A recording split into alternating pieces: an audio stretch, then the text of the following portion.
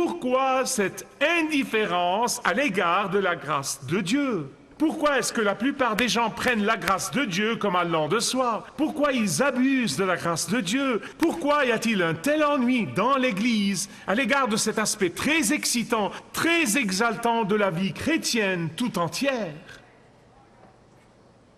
Vous devez conclure que nous avons cru le plus grand mensonge. Le plus grand mensonge dit que Jésus n'est pas le seul chemin au ciel, qu'il y a beaucoup de chemins qui mènent à Dieu et au ciel, qu'il y a du vrai dans toutes les religions. Pas étonnant que tant de pratiquants aujourd'hui confondent la grâce de Dieu avec la clémence. Ils considèrent la grâce de Dieu comme tolérance du péché de la part de Dieu.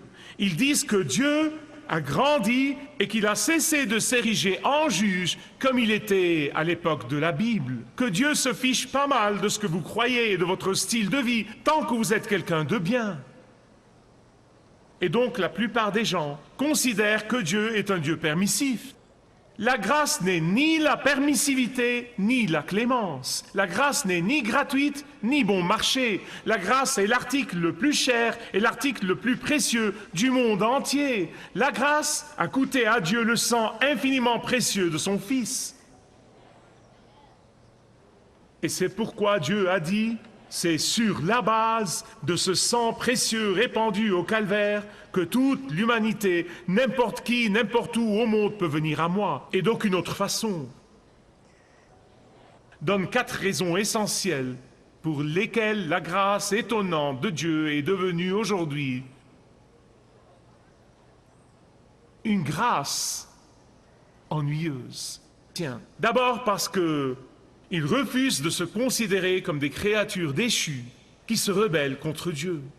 Contrairement à John Newton, qui a écrit La grâce étonnante, ils ne se considèrent pas comme misérables et perdus et spirituellement aveugles. Deuxièmement, ils refusent de croire au jugement de Dieu. Ils disent que Dieu ne jugera personne. Et troisièmement, notre culture nous apprend que nous pouvons tout faire et que rien n'est impossible, y compris plaire à Dieu et venir à lui de la façon qui nous semble bonne. Et quatrièmement, avec notre penchant pour les droits de l'homme, nous finissons par considérer Dieu comme un politicien que nous mettons dans une fonction, et s'il ne fait pas ce que nous lui disons de faire, nous le chassons de cette fonction et nous votons pour quelqu'un d'autre.